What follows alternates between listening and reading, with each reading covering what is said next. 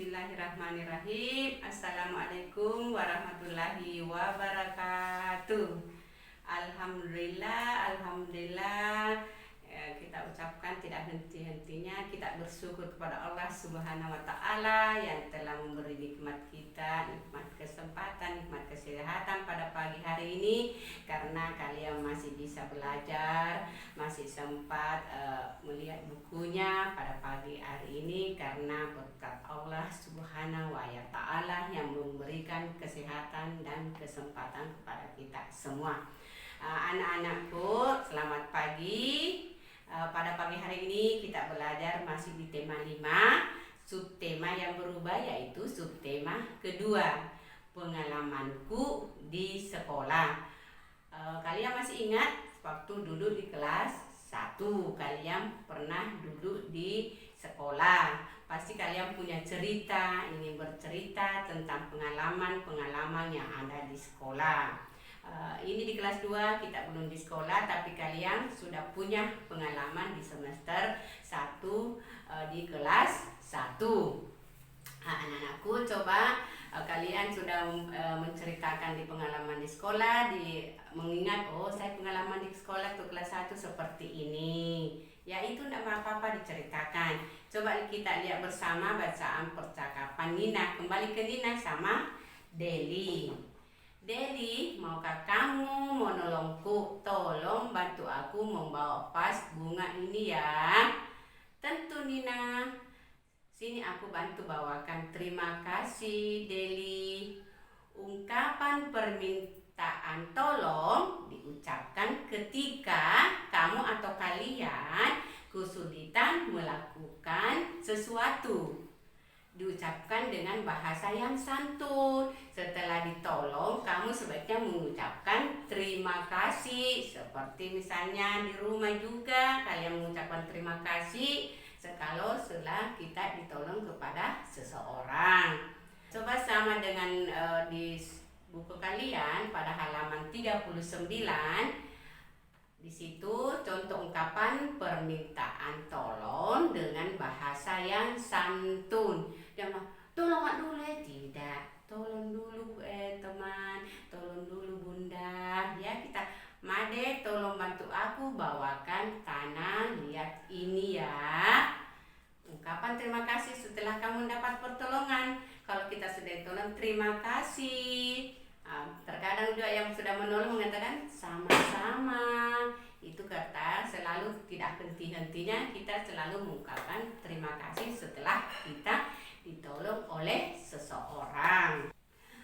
Tadi sudah kita pertolongan, kita akan membaca suatu puisi tentang pemandangan alam ciptaan Ade Mahmud. Coba di buku kalian lihat Dina, buku tak memandang alam di atas bukit. Sejauh pandang kulepaskan sungai tanpa berlalu. Sawah hijau terbentang bagai primadani di kaki langit. Gunung menjulang berpayung awan. Oh, indah pemandangan. Kalau kalian sudah belajar, pasti kalian keluar atau misalnya ada istilahnya weekend, kalian itu harus melihat pemandangan. Sama dengan puisi yang kalian tadi ada di buku kalian, yang Ibu Guru sudah bacakan. Puisi adalah kumpulan kata-kata yang indah. Kata-kata tersebut memiliki makna. Puisi biasanya memiliki tema. Tema adalah ide. Ya, ingat?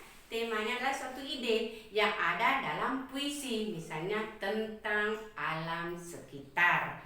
Kalian yang punya alam, itu alam ciptaan Allah Subhanahu wa taala. Setelah kalian membaca puisi, tidak boleh terburu-buru. Setiap kata harus dilafalkan dengan jelas. Dilafal artinya ucapan. Ucapan itu harus pelan, ya. Jangan katakan alam indah, alam indah, alam indah. Itu membuka lafalan atau ucapan dan menggunakan intonasi yang bagus. Atau di sini ada wajah mukanya Nina membaca puisi tentang rasa senang, berarti mukanya Nina harus bermuka senang, sama dengan kalian, sama dengan ibu guru. Kalau misalnya kesedihan, dibaca dengan wajah yang sedih. Oh, ibuku misalnya, alam yang indah, sesuai dengan itu kata mimik, ya.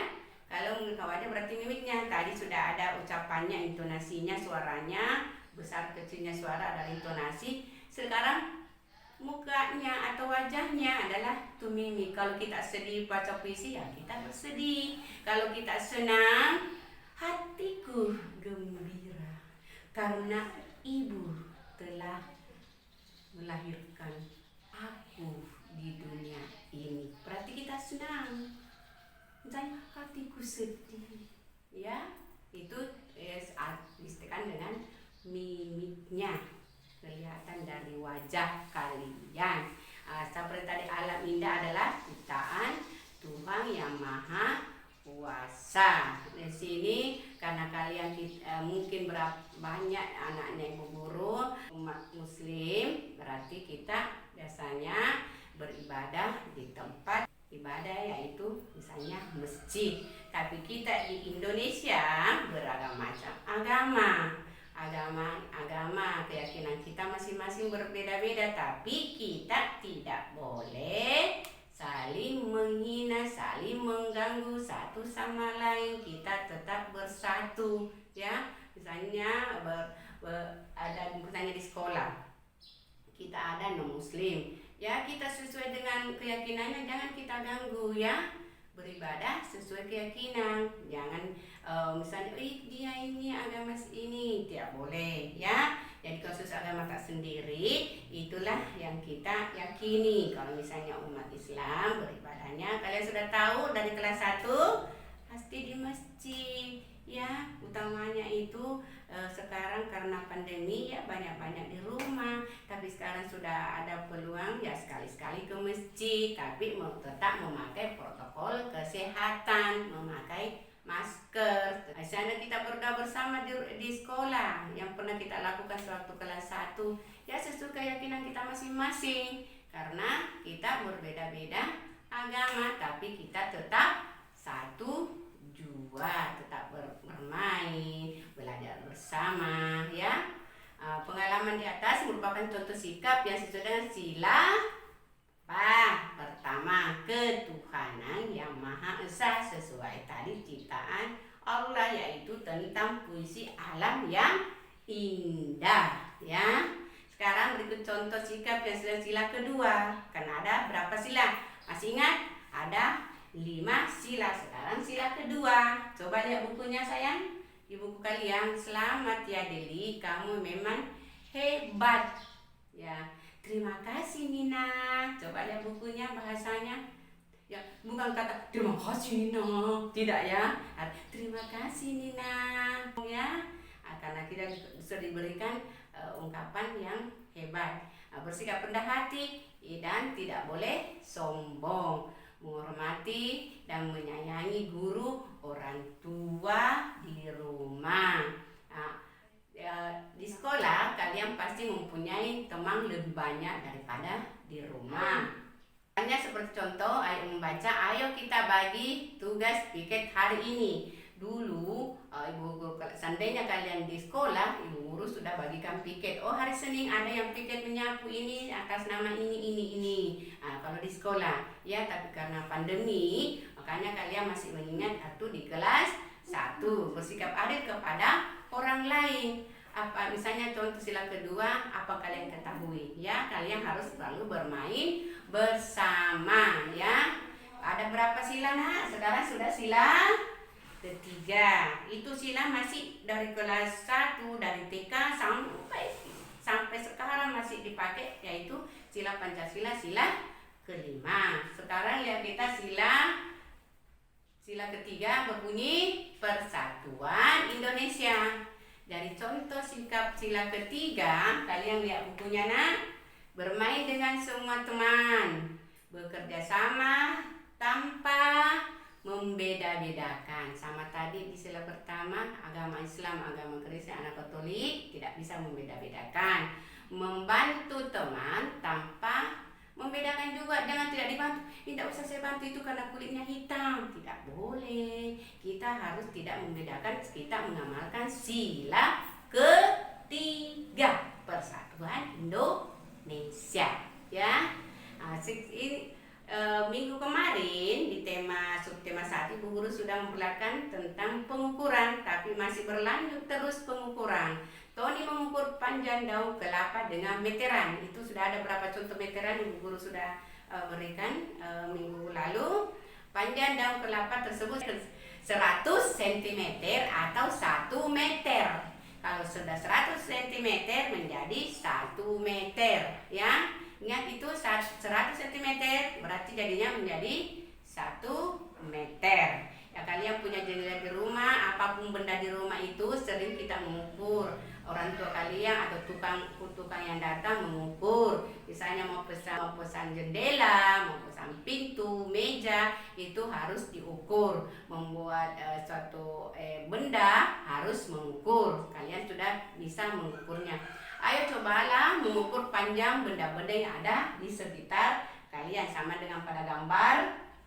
Itu ukurlah panjang benda-benda berikut. Ukur panjangnya, ya. Ukur panjangnya, gunakan alat ukur yang kalian yang sesuai. Yang Ibu Guru sudah kasih berikan contoh minggu kemarin. Tuliskan hasil pengukuranmu. Misalnya, mejanya bundaku sekian panjangnya, lebarnya sekian sentimeter. Jadi ingat 100 cm menjadi 1 meter, ya. Baru kalian hitung. Nah, ini Tony sudah menghias panggung dengan pita, ya. Yang perempuan terkadang sekarang banyak pita. Kalau udah perempuan sering dulu menggunakan pita rambut, tapi sekarang terkadang di bingkisan ada pita supaya mempercantik bingkisan itu. Tony mengukur panjang panggung. Tony mengukur dengan meteran. Ya, meteran yang kalian ketahui, meteran panggung, apakah meteran roll atau apakah meteran kain atau listar yang cocok dengan benda tersebut. Panjang panggung 300 cm. Ingat 300 berarti berapa meter? Sudah tahu. 100 cm berarti 1 meter, berarti 300, ya. Pada meteran terlihat bahwa 3 meter sama dengan 3 cm. Lihat bukunya salah, tidak ada sentimeternya, ya.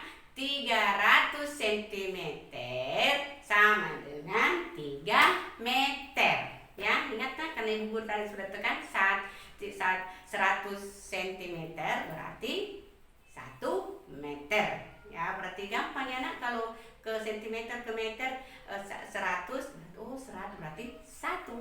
Kalau 200 berarti 2 meter. 300 cm berarti 3. Ya, gampang ya sayang untuk mengetahui meter-meter ya. Kalau misalnya kalian membuat figura itu kita meter dulu. Berapa digunakan ini kayunya, berapa kertasnya, kita harus meternya. Setelah itu kita menggunakan biji-bijian. Biji-bijian di rumah kan ada nak, ya. Apakah itu kacang hijau atau itu sama dengan di buku jagung, boleh juga biji-bijian apa saja yang ada kalian di rumah. Bisa juga batu-batu kecil, yang mana-mana biji-bijian. Ada biji apa yang kalian ketahui ada di rumah, itu saja yang digunakan. Tapi sebelum digunakan pasti figura itu, alat itu digunakan. Kalau mau membuat figura dimeter dulu, diukur dulu. Kalau tidak, kalau misalnya alat apakah seperti contoh seperti keramik atau gelas untuk menempelnya, terserah kalian. Nah, biji-bijian merupakan bahan alam. Ingat, alam yang ciptaan siapa? Sama dengan tadi sila pertama, sama dengan fisika kalian. Bahan alam, biji-bijian dapat digunakan untuk menghias benda di sekitar kita. Sebelum menempelkan biji-bijian, kita harus membuat pola hiasnya dulu. Tadi sudah dimeter ya, pola hiasnya dulu. Kalau misalnya di gelas, kita dulu buat pola. Saya membuat kemban, saya membuat gunung-gunung. Dibuat polanya. Setelah membuat polanya, berarti kalian sudah bisa menempel bijinya. Ini biji-bijinya saya bisa tempel di keramiknya kah, di manakah, di guci kah, terserah kalian ya, untuk membuktikan bahwa saya punya biji. Boleh biji-biji kecil seperti kacang hijau, sama dengan contoh di buku. Ini sudah ada berkar gambar ya, sudah tanah liat. Ibu guru punya ada pas bunganya. Kalian di rumah biasa mempunyai tanah liat, merupakan salah satu bahan alam. Tanah liat dapat dibuat 3 dimensi karena kita melihat di sekitarnya, berarti dikatakan 3 dimensi, bisa tampak kiri, tampak kanan, tampak depan, belakang, untuk menempelkan biji-bijinya pada memiliki panjang, lebar, dan tinggi, harus diukur. Ini contoh pada buku kalian. Ada vas bunga, ada guci, yang paling besar terserah kalian. Alam mempunyai banyak kaya ya. Ada daun, tadi sudah misalnya bijian, sekarang masih ada daun untuk membuat perkara apa terserah kalian, mau dari biji dia, mau dari daun-daun apa saja.